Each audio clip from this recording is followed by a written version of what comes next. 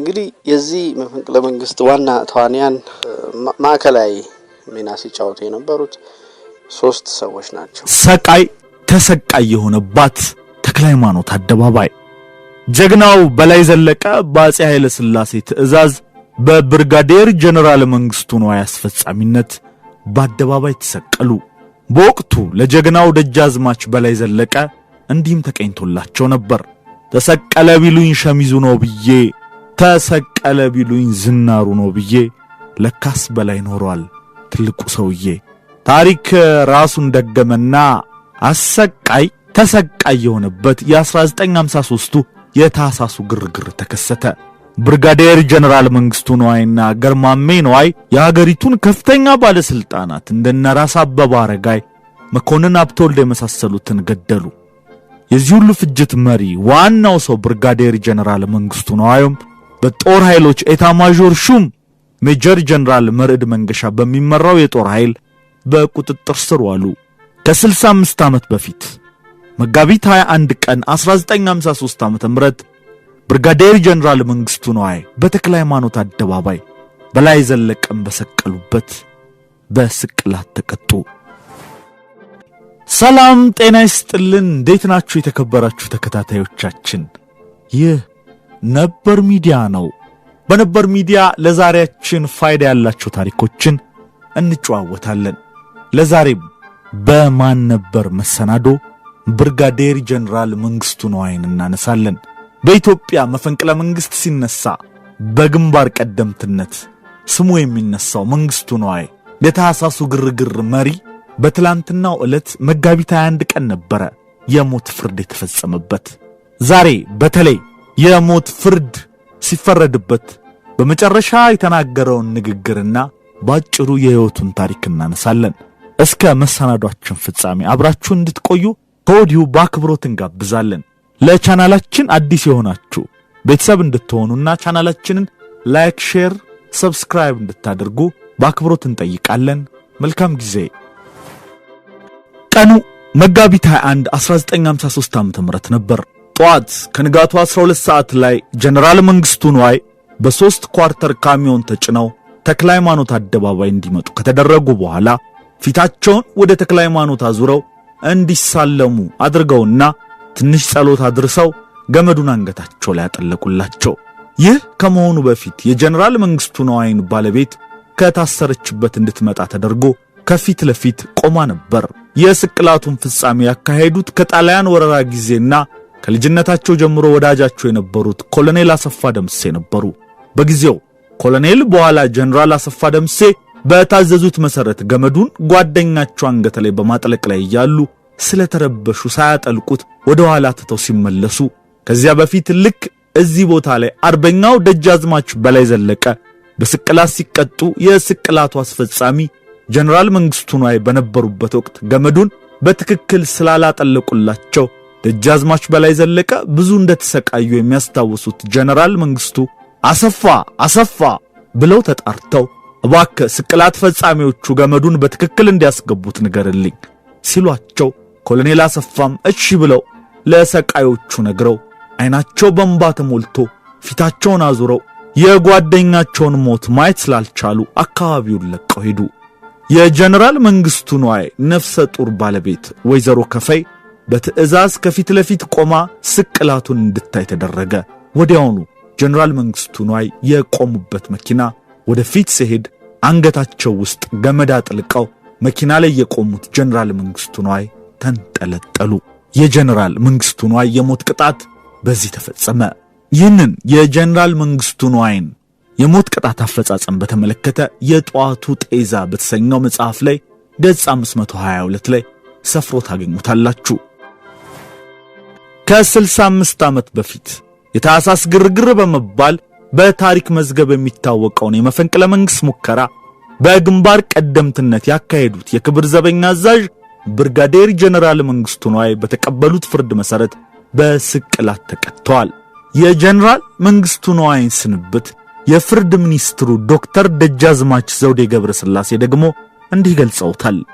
የልፍኝ አስከልካዩ ኮሎኔል አሰፋ ደምሴ በኋላ ጀነራል መጋቢት 20 ቀን 1953 ዓ.ም ከሌሊቱ 9 ሰዓት ስልክ ደውሎ የጀነራል መንግስቱን የሞት ቅጣት ፍርድ ጃንሆይ አጽድቀውታል።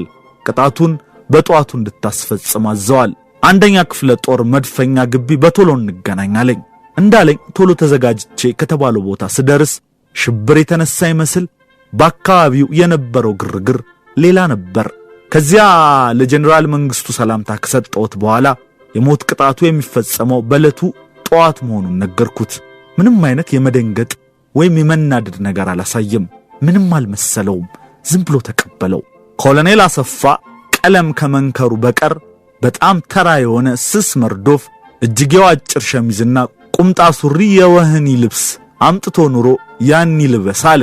አይሆንም ብዬ በመጨቃጨቅ ጊዜ ካሳለፍም በኋላ እኔ ለጃንሆይን ነገር እንጂ ይህን ልብስ አልብሼ ቅጣቱን አላስፈጽምም ስላልኩ ሌሊት ጃንሆይ እንዲሰሙት ተደርጎ እሺ የራሱን ልብስ ይልበስ ብለው ስለፈቀዱ የራሱን ልብስ ከለበሰ በኋላ በስሪ ኳርተር መኪና ላይ ተሳፈር ስንለው እሱን እሺ ነገር ግን አንድ ጥያቄ ያለኝ ብትቀበሉኝ አለ። እሺ ጠይቅ አልነው። እዚህ ያሉት ወታደሮች በአይኔ አጥርቶ አለማየት ምክንያት ወደ ሽንት ቤት ሲሄድ ቸገር ስለነበር ደግፈው ወስደው በማድረስ በመመለስና የሚያስፈልገኝን ሁሉ በማድረግ ውለታ ውለውልኛልና እንዳመሰግን ብትሰበስቡልኝ ፈቃዳችሁን እጠይቃለሁ አለ። ፈቀድንለትና የተሰበሰቡትን አመሰገናቸው። ወታደሮቹ ወጣቶች ስለነበሩ በሁኔታው መቆጨትና ማዘናቸው በፊታቸው ላይ ይታይ ነበር። ከዚያ በስሪ ኳርተሩ ላይ ተሳፍሮ በብዙ ወታደሮች ታጅቦ ተክለ ሃይማኖት አደባባይ ከመስቀያው ቦታ እንደደረስን ወደ ተክለ ሃይማኖት ቤተክርስቲያን ዞሮ እጅ እንዲነሳ አደረግን። ከዚያ ገመዱን ካንገቱ ላይ ሊያስገቡ ሲሉ ኮሎኔል አሰፋ ደምሴ አላይም ብሎ መሄድ እንደጀመረ ጀነራል መንግስቱ ጥሩት ብሎ አስጠራውና ዋክህ እነዚህ ሰዎች አያውቁትምና የገመዱን ቋጠሮ በተገቢው ቦታ እንዲያደርጉት ንገርልኝ አለው። ይህን ያለበት ምክንያት በላይ ዘለቀ ሲሰቀል ገመዱ በትክክለኛው ቦታ ባለመሆኑ የደረሰውን ስቃይ አይቶ ስለነበር ነው። እሱም እሺ ብሎ ለሰዎቹ ነገራቸው። ከዚያ በኋላ ከኔ የሚጠበቀውን ሁሉ ለኢትዮጵያ ሕዝብ ፈጽሜያለሁ። በመሆኑም ለዚህ ሕዝብ ፍትህን ያጎናጽፈው ዘንድ እግዚአብሔርን እለምናለሁ። የወሰናችሁብኝን የሞት ፍርድ በጸጋ ተቀብያለሁ። ምክንያቱም ትግሌን ከጀመርኩበት ከታኅሳስ 4 ቀን 1953 ዓ.ም ጀምሮ ለመሞት አስቀድሜ ቆርጬ ተነስቼ ነበርና። ይሄ ብርጋዴር ጀነራል መንግስቱ ነዋይ የሞት ፍርድ ከተፈረደባቸው በኋላ ያደረጉት የመጨረሻ ንግግራቸው ነው። በ1953 ዓ.ም የመፈንቅለ መንግስት ሙከራው ከከሸፈ በኋላ ከመሰቀላቸው በፊት ያደረጉት ተጽዕኖ ፈጣሪ ንግግር ነበር። ንግግሩ ያተኮረው ለሀገር ፍቅር ባላቸው ቁርጠኝነት ለኢትዮጵያ ሕዝብ እኩልነትና ለለውጥ መቆማቸውን በማረጋገጥ በተሰማሩበት ዓላማ የማይጸጸቱ መሆናቸውን በመግለጽና ቀጣዩ ትውልድ ትግሉን እንዲቀጥል ጥሪ በማድረግ ነው። የጀመሩት ትግል ለግል ጥቅም ሳይሆን የኢትዮጵያ ሕዝብ ከድህነትና ከጭቆና እንዲላቀቅ ለማድረግ እንደነበር፣ ሞትን የማይፈሩ መሆናቸውንና ለሀገር ጉዳይ መስዋዕት መሆን ክብር እንደሆነ፣ የኢትዮጵያ ሕዝብ ለነጻነቱና ለፍትህ እንዲታገል የለውጥ ጉዞ በአንድ ሙከራ እንደማይቆም እና ሌሎችንም የድፍረት ሐሳቦችን የያዘ ንግግር አድርገው ነበር። ሙሉ ይህንን ይመስላል። እናንተ ዳኞች የበየናችሁብኝን የሞት ፍርድ ያለ ይግባኝ ተቀብያለሁ። ይግባኝ ብዬ ጉዳይን የሚመለከትልኝ የኢትዮጵያ ሕዝብ ቢሆን ኖሮ ይግባኝ ማለት በፈለግሁ ነበር። ነገር ግን ይህ እንደማይሆን አውቃለሁና በይግባኝ የአፄ ኃይለ ሥላሴን ፊት ማየት አልፈቅድም። በእግዚአብሔር ስም ተሰይማችሁ ከተቀመጣችሁበት የፍርድ ወንበር ላይ ከመቀመጣችሁ በፊት በእኔ ላይ የምትሰጡትን የዛሬውን ፍርድ ታውቁት እንደነበር ሳስብና ፍርድ እስከዚህ መርከሱን ስታዘብ ሐዘኔ ይበዛል። ለኢትዮጵያ ሕዝብ አንድነት፣ ነጻነትና እርምጃ የተነሳው ወዳጅ ነኝ እንጂ ለማፋጀት የተነሳው ወንበዴ አይደለሁም። ይህንን ማድረግ ፈልጌ ቢሆን ኖሮ ማንም የማይወዳደረው ሰራዊትና መሳሪያ ሳላጣ ዛሬ እዚህ ከናንተ ፊት ለመቆም ባልበቃው ነበር። እኔ ከአፄ ኃይለ ሥላሴ ድንኩሾች ያነሰ ደሞዝ የሚያገኙ ሁለት የተራቡ ወታደሮችን አጣልቼ ለማደባደብና አገር ለማፍረስ አለመምጣቴን የሚያረጋግጥልኝ እናንተ በትዕዛዝ ያገኛችሁትን ፍርድ ለመቀበል እዚህ መቆሜ ነው። ከኔ በፊት በግፍ የፈሰሰው ንጹሕ የኢትዮጵያውያን ደም ብዙ ነው። በአፄ ኃይለ ሥላሴ ዘመነ መንግሥት ግፍ ሽልማት በመሆኑ እኔ ለመሞት የመጀመሪያው ሰው አልሆንም። ስልጣን አላፊ ነው። እናንተ ዛሬ ከጨበጣችሁት የበለጠ ስልጣን ነበረኝ። ሀብትም አላጣሁም። ነገር ግን ሕዝብ የሚበደልበት ስልጣንና ደሃ የማይካፈለው ሀብት ስላልፈለግ ሁሉንም ንቄ የተነሳው። አሁንም እሞታለሁ። ሰው ሞትን ይሸሻል፣ እኔ ግን በደስታ ወደ ሞት እሄዳለሁ። ለኢትዮጵያ ሕዝብ ታላቅነት ቀድመውኝ መስዋዕት የሆኑትን አብረውኝ ተነስተው የነበሩትን ጀግኖች ወንድሞቼን ለመገናኘት ናፍቄያለሁ። የጀመርኩት ሥራ ቀላል አይደለም። አልተሸነፍኩም። ወገኔ የሆነው ደሃው የኢትዮጵያ ሕዝብ የጀመርኩለትን ሥራ በቅርብ ጊዜ ውስጥ ፈጽሞ ራሱን በራሱ እንደሚጠቅም አልጠራጠርም። ከሁሉ በበለጠ የሚያስደስተኝ ለኢትዮጵያ ሕዝብ ልሰራለት ካሰብኳቸው ሥራዎች አንዱ የኢትዮጵያን ወታደር ዋጋና ክብር ከፍ ማድረግ ሲሆን ይህ ሐሳቤ ሕይወቴ ከማለፉ በፊት ሲፈጸም ማየቴ ነው። ዛሬ መኖራችሁን በማየቴ ነገ መሞታችሁን ረስታችሁ አሜን ብላችሁ ቀናችሁን በማስተላለፍ በመገደዳችሁ በእኔ ላይ ሳትፈርዱ በራሳችሁ ላይ ፈረዳችሁ መሆናችሁን አላስተዋላችሁም። እኔ የተነሳሁት ከትክክለኛ ሕግና ከሕሊናችሁ ውጪ ለመፍረድ እንዳትገደዱ ለማድረግ ነበር። ባጭሩ በእኔ ላይ ለመፍረድ የቸኮላችሁትን ያህል 10 እና 15 ዓመት በቀጠሮ የምታጉላሉትን ሕዝብ ጉዳይ እንደዚህ አፋጥናችሁ ብትመለከቱትና ብትሸኙት ኖሮ የኔ መነሳት ባላስፈለገም ነበር። ከናንተ ከዳኞቹና የሞት ፍርድ እንድትበይኑብኝ ካዘዛችሁ ሰው ይልቅ እኔ ፍርድ ተቀባይ የዛሬ ወንጀለኛ የነገ ባለ ታሪክ ነኝ። የኔ ከጓደኞች መካከል ለጊዜው በሕይወት መቆየትና ለናንተ ፍርድ መብቃት የመመዘኑን ፍርድ ለመጪው ትውልድ የሚያሳይ ይሆናል። ዋ ዋ ዋ ለናንተና ለገዢያችሁ የኢትዮጵያ ሕዝብ ሐሳቤ በዝርዝር ገብቶት በአንድነት በሚነሳበት ጊዜ የሚወርድባችሁ መዓት አሰቃቂ ይሆናል። በተለይ የአፄ ኃይለ ሥላሴ የግፍ መንግሥት ባላደራዎች ሆነው ደሃውን የኢትዮጵያ ሕዝብ ሲገሸልጡት ከነበሩት መኮንን ሀብተወልድና ገብረወልድ እንግዳ ወርቅን ከመሳሰሉት በመንፈስ የታሰሩ በሥጋ የኮሰሱ መዥገሮች መካከል ጥቂቶቹን ገለል ማድረጌን ሳስታውስና የተረፉትም ፍጻሜያቸው በሚበድሉት በኢትዮጵያ ሕዝብ እጅ ላይ መውደቅ መሆኑ ሲሰማኝ ደስ ይለኛል ሲሉ ትንቢታዊ የሚመስል አስገራሚ ንግግር አደረጉ። የመንግስቱ ነዋይንና የገርማሜ ነዋይን መፈንቅለ መንግስትና የመንግስቱ ነዋይን አሟሟት አስመልክቶ ቀለም ቀንድ ያሰፈረውን ድንቅ ጽሑፍ እናጋራችሁ። ጀነራል መንግስቱና ገርማሜ ነዋይ የመንዜው ያለቃ ነዋይ ልጆች በወርሃ ታኅሳስ መፈንቅለ መንግስት አደረጉ። መፈንቅለ መንግስቱ ከከሸፈ በኋላ ጀነራል መንግስቱ ነዋይ በፍርድ ቤት ችሎት ላይ ቆመው የተናገሩት ታሪካዊ ንግግር ደጋግመው ሲያነቡት ሁልጊዜ አዲስ የተለየ ስሜት ይፈጥራል። መንግስቱ ያንን ታሪካዊ ዲስኩር ያደረገው በአሜሪካው ኮሎምቢያ ዩኒቨርሲቲ ፖለቲካል ሳይንስ ተምሮ የተመለሰው ታናሽ ወንድሙ ገርማሜ ነዋይ ጽፎ ሰጥቶት አይደለም። ገርማሜ ከአዲስ አበባ ሲያመልጥ በተደረገው የተኩስ ልውውጥ ቀድሞ ተገድሏል። ኮሎኔል ወርቅነህም እጄን አልሰጥም ብሎ በታላቅ ጀግንነት ለሰዓታት ከተዋጋ በኋላ በመጨረሻው ሰዓት እንደ አፄ ቴዎድሮስ ራሱን ገሏል። መንግስቱ ያንን ታሪካዊ ንግግር ያደረገው እንደወረደ ነበር። በወረቀት ጽፎም አላነበበውም።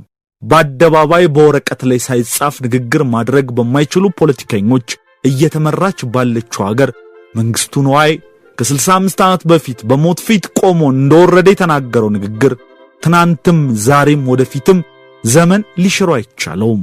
በነገራችን ላይ ብዙ ሰዎች መንግስቱን መፈንቅለ መንግስት ወደ ማድረግ የገፋፋው ገርማሜ እንደሆነ ጽፈዋል። በትክክልም የገርማሜ ተጽዕኖ ሊኖር መቻሉ እንደተጠበቀ ሆኖ መንግስቱ በችሎት ላይ ያደረገው ንግግር የሚመሰክረው ግን ከድሮም የተፈጥሮ ዕውቀትና የማገናዘብና የመረዳት ልዩ ችሎታ ኔቲቭ ኢንተለጀንስ የነበረው ሰው መሆኑን ነው። አንድ ሰው ሞት እንደሚፈረድበት ቀድሞ እያወቀ በፍርድ ቤቱ ችሎት ፊት ቆሞ 3 ትውልድ የሚሻገር ንግግር ለማድረግ ጥልቅ ዕውቀት ወይም የንግግር ክህሎት ብቻ በቂው አይደለም። በፈረንጆች ቋንቋ ለመግለጽ ዊዝደም ያስፈልገዋል። መንግስቱ ነዋይ አስደማሚ ዊዝደም የነበረው ሰው መሆኑን ለማወቅ ንግግሩን ብቻ በጥሞና ማንበብ በቂ ነው። እያንዳንዷን ቃል፣ እያንዳንዷን አረፍተ ነገር በጥንቃቄ ብንመረምር የመንግስቱ ልዕልና ወለል ብሎ ይታያል። ጀነራል መንግስቱ ነዋይ በዋነኝነት መመዘን የሚገባው መፈንቅለ መንግስቱ ሲከሽፍ በውዥንብር ባስወሰደው የጅምላ ግድያ እርምጃ አይደለም፣ ይልቁንስ አንግቦት በተነሳው ዓላማ እንጂ። ለነገሩ ከዝነኛው አርበኛ ራስ አበበ አረጋይና ሌሎች ጥቂት ሰዎች ውጪ ሌሎቹ በኋላ በደርግ ከ60ዎቹ ባለስልጣናት ጋር መረሸናቸው የሚቀር አይመስልም ነበር። በዚህ ጉዳይ ላይ ነገሮችን በተለየ አቅጣጫ የሚያየው ዶክተር ዳኛቸው አሰፋ ከያዘው አቋም የተለየ ሐሳብ ይነሳል። ዶክተር ዳኛቸው የ1953ቱ መፈንቅለ መንግስት ጠንሳሾች የፈጸሙት ጅምላ ግድያ በኋላ ላይ ደርግ ለፈጸመው ቀይ ሽብር በር ከፋች ሆኗል በማለት ይከራከራል። እንዲህ አይነቱን የተለየ አቋም በአደባባይ በማንጸባረቅ በኢትዮጵያ የመጀመሪያው ምሁር ሳይሆን አይቀርም። በአገራችን የትምህርት ስርዓት በታሪክ ጸሐፍትም ይሁን በአፈ ታሪክ የ1953ቱ መፈንቅለ መንግስት ለ1966ቱ ህዝባዊ አብዮት ፈርቀዳጅና አዎንታዊ ድርጊት መሆኑ ብቻ ነው ሲወሳ የኖረው። እውነት ደርግ በ60ዎቹ ባለስልጣናት በኋላም በኢህአፓ ላይ ቀይ ሽብርን ለማፋፋም ኢህአፓም በፊናው በደርግ ላይ ነጭ ሽብርን ለማፋፋም የመንግስቱ ነዋይን ድርጊት ማስታወስ አስፈልጓቸው ነበርን? ለመሆኑ ተጻራሪ የአብዮቱ ኃይሎች ወደ ኢትዮጵያ ታሪክ ተመልክተው ያውቃሉን? ኢትዮጵያዊ ስነ ልቦናስ ነበራቸውን? ሁሉም የአብዮቱ ኃይላት አሻግረው ያዩት ወደ ሌኒንና ትሮትስኪ ሀገር ሶቪየት ህብረት እንጂ ወደ ኢትዮጵያ ታሪክና ነባራዊ ሁኔታ አልነበረም። ከኢትዮጵያ ጋር ተመሳሳይ ታሪክ ወደ ነበራት ጃፓንም አላዩም። ወደ ማኦዜዱንግ ሀገር ቻይናም ቢሆን አብዝቶ አላዩም። የሆቺሚኒ ሀገር ቪየትናምንም እንኳ አላዩአትም። ያው ስሙን ለመፈክር ቢጠቀሙበትም ቅሉ። ሆቺሚኒ የቪየትናምን ተጨባጭ ሁኔታ ያገናዘበ ስርዓት ለማቆም የታገለ ብሔርተኛ እንጂ የለየለት ኮሚኒስት አልነበረም። ሌላው ቀርቶ ከሌኒንና ስታሊን ለየት ያለ ሐሳብ ከነበረው ትሮትስኪ እንኳ የተማሩት ነገር ያለ አይመስልም። የሀገራችን አብዮተኞች የነ ካርል ማርክስ የነ ሌኒን የነ ማኦን በመጠኑም ቢሆን ቀይ መጽሐፍ እንደ ቅዱስ መጽሐፍ አነበቡት እንጂ የመንግስቱ ነዋይን የችሎት ላይ ንግግር አባስተው አሳተመው ሲያሰራጩ አልታዩም። በጠቅላላው ተማሪዎቹ መንግስቱ ነዋይን አርአያ አላደረጉትም። በ1953ቱ መፈንቅለ መንግስት ጊዜም ተማሪዎቹ አስተዋጽኦ አልነበራቸውም። ምናልባትም ያኔ ፖለቲካዊ ግንዛቤያቸው ገና አልዳበረም ይሆናል። እምብዛም ያልተማረው ወታደሩ መንግስቱ ግን ቀድሞ ገብቶት ነበር። በተነሳለት ዓላማውና ዓላማውን ለመፈጸም በተከተለው ስልት ስንመዝነው መንግስቱ በጊዜው በጣም ተራማች ሰው እንደነበር መገንዘብ ይቻላል። መንግስቱ ወታደሩንም እንኳ በውጭም በአገር ውስጥም ከፍተኛ ትምህርት ይማሩ ከነበሩ ተማሪዎች ሁሉ ቀድሞ የኢትዮጵያ ነባራዊ ሁኔታ መጻኢ ዕጣ ፈንታዋን ብሎም መደረግ የነበረበት ፖለቲካዊና ኢኮኖሚያዊ ለውጥ ቀድሞ የተገለጠለትና የተገለጠለትን ዕውቀትም ለመተግበር ያላወላዳ ሰው ነው። መንግስቱ በግርማ ሞገሳቸውና በሳል አነጋገራቸው ማንንም ማሳመን ከሚችሉት አጼ ኃይለ ሥላሴ ጋር እየዋለ ከእርሳቸው ጋር ወደ ተለያዩ ጠቅላይ ግዛቶች እየተጓዘም እንኳ አይኑንና ህሊናውን ክፍት በማድረግ የአገሩን ነባራዊ ሁኔታ ለመገንዘብ የቻለ ሰው ነበር። የመንግስቱን ልዕልና ለመረዳትና ለማድነቅ ወይም ለመተቸት የማንም ማስረጅነት ወይም ምስክርነት አያስፈልግም። በችሎት ላይ የተናገረው ሳይበረዝ ለታሪክ ተቀምጧል። በነገራችን ላይ የያኔው ገዢዎች መንግስቱ ንግግር እንዲያደርግ ብቻ ሳይሆን ንግግሩ በጥንቃቄ ተጠብቆ እንዲቆይ ማድረጋቸው በኋላ ከመጡት ሁለት ገዢዎቻችን ምን ያህል የተሻሉ እንደነበሩ ያሳያል። ለመሆኑ የ1981ዱ መፈንቅለ መንግስት ጠንሳሽ ጀነራል ፈንታ በላይ ከመረሸኑ በፊት በደርግ ችሎት ላይ እንዲናገር ተፈቅዶለት ነበርን? ከተፈቀደለትስ ምን አይነት ዲስኩር አሰምቶ ይሆን? በስር ላይ ያለ ለቴሌቪዥን ከተናገሩት ቁንጽል ነገር ውጪ ማለት ነው። መንግስቱ ነው ያገኘውን እድል እንኳ ያገኘ አይመስልም። ካገኘም እስካሁን የሰማነው ምንም ነገር የለም። ለማንኛውም የመንግስቱን ዲስኩር በጥንቃቄ ከመረመር ነው ዲስኩሩ የራሱን ትውልድ ነባራዊ ሁኔታ ብቻ ሳይሆን የኢትዮጵያን 3 ትውልዶች ዕጣ ፈንታ አስቀድሞ የተነበየበት ግዙፍ መጽሐፍ ነው። መንግስቱ የሕግ የበላይነት ውድቀትን፣ የማህበራዊ ፍትህ መንኮታኮትን፣ የፍጹማዊ አገዛዝ መበስበስን፣ የሞራል ድቀትን፣ የሕግና ፍትህ ፍልስፍናን፣ የፍርሃትና ስልጣን መስተጋብርን፣ የሞትና ነጻነት ትስስርን፣ የህዝባዊ አብዮት አይቀሬነትን ወዘተ በማስተሳሰር በፍልስፍና የታጨቀ ዲስኩር ማሰማት ችሏል። በፍርድ ቤት ችሎት ላይ የሚደረጉ ዲስኩሮች ታሪካዊ ተመሳሳይነት አላቸው። መንግስቱም በዲስኩሩ የዛሬ ወንጀለኛ የነገ ባለ ታሪክ ነኝ ብሏል። ይህ ትንቢት ነው። ፊደል ካስትሮና አዶልፍ ሂትለር አብዮታቸውን ከማቀጣጠላቸው በፊት በወንጀል ተፈርዶባቸው ወደ እስር ቤት ተወርውረው ነበር። ሂትለር በችሎት ላይ ቆሞ እንዲህ አለ፣ ታሪክ ነገ ነፃ ያወጣኛል ብሎ ነበር። እንዳለውም አልቀረም። በ9 ወሩ የእስር ቤት ቆይታው ሜን ካምፍ የተሰኘውን ታሪካዊ መጽሐፍ ጽፎ እንደጨረሰ ከእስር ተለቀቀ። ዓለምን ከስር መሰረቷ የሚቀይር ስርዓትም አሰፈነ። መቼም ሁሌም ታሪክ የአሸናፊዎች መሳሪያ ናትና ሂትለርም አረመኔ፣ እብድ ወዘተ ተባለ። በነገራችን ላይ በጀርመን ሀገር የተከለከለው መጽሐፉ ከብዙ ዓመታት በኋላ በቅርቡ ታትሟል። እንደ አውሮፓውያን አቆጣጠር በ1950ዎቹ መጨረሻ አይበገሬ የነበረው የሕግ ምሩቅ ፊደል ካስትሮ በችሎት ፊት ቀርቦ እስር ሲፈረድበት ሂስትሪ ዊል አብዞልቭ ሚ፣ ታሪክ ነገ ነፃ ያወጣኛል ብሎ በመናገሩ ሲወሳ ይኖራል። እንዳለውም አልቀረ። ከ2 ዓመታት በኋላ ኩባን በአብዮት አጥለቀለቃት። የኩባውን ልዩ አብዮት እንተወውና በአፍሪካውያን ጫንቃ ላይ ተንሰራፍቶ የነበረውን ቅኝ አገዛዝ ወደ መጨረሻ ግብዓተ መሬት የሸኘው ፊደል ካስትሮ ነው። የመንግስቱ የፍርድ ቤት ዲስኩር ታላቁ ግሪካዊ ፈላስፋ ሶቅራጠስ ሞት በተበየነበት ፍርድ ቤት ፊት ቆሞ ካሰማው ዲስኩር ጋርም ቢሆን መሳ ለመሳ መቆም ይችላል። መንግስቱ ለሞት ያለውን ንቀት በችሎቱ ፊት ሲገልጽ እኔ ግን በደስታ ወደ ሞት እሄዳለሁ አላለምን? ይግባኝ በመጠየቅ የአፄ ኃይለ ሥላሴን ፊት አላለምን? በደንብ ብሏል እንጂ። ይህንን አባባል ቃል በቃል ሶቅራጠስ ከ2500 ዓመታት በፊት በዳኞች ፊት ተናግሮታል። I am going to die, you are going to live, which one is better? only God knows በማለት ይግባኝ እንደማይልና ይልቁንስ የሞት ፍርዱ እንዲጸናበት ተማጽኗል። ሶቅራጠስ እንዲህ አለ፣ እኔ ወደ ዕውቀት ወደ እውነት እየሄድኩ ነው፣ ለእናንተ ይብላኝ ብሏል። መንግስቱም ያለው ተመሳሳይ ነው። ምድራዊ ሞትን ለፍትህና ለእውነት ሲሉ የናቁ የሁለት ዓለም ሰዎች። ሶቅራጠስ የበሰበሰው የግሪክ መሪዎች አገዛዝ ውድቀት አይቀሬነትን ተናግሯል። ራሱን እንደ ተናዳፊ ዝንብ ጋድፍላይ ያየው ሶቅራጠስ በቅንጦት በመታበይና ድንቁርና የሚታወቁት የግሪክ ገዢዎች የዝንቧን ክሻ ሲሰማቸው እንዲነቁ መክሯል። አልሰሙትም እንጂ መንግስቱንም የሰማው የለም። ዋ ለእናንተና ለገዢያችሁ የኢትዮጵያ ሕዝብ ሐሳቤ በዝርዝር ገብቶት በአንድነት በሚነሳበት ጊዜ የሚወርድባችሁ መዓት አሰቃቂ ይሆናል ብሏቸው ነበር። ለአውሮፓውያን አቆጣጠር በ1780ዎቹ መጨረሻ ላይ ታዋቂው የፈረንሳይ አብዮት መሪ ሮብስፔርም ለፈረንሳይ ንጉሳውያን ገዢዎች ይህንኑ ነግሯቸው ነበር። አልሰሙም እንጂ። በነገራችን ላይ ቀይ ሽብርና ነጭ ሽብር ምንጫቸው ከዚያ አብዮት ነው።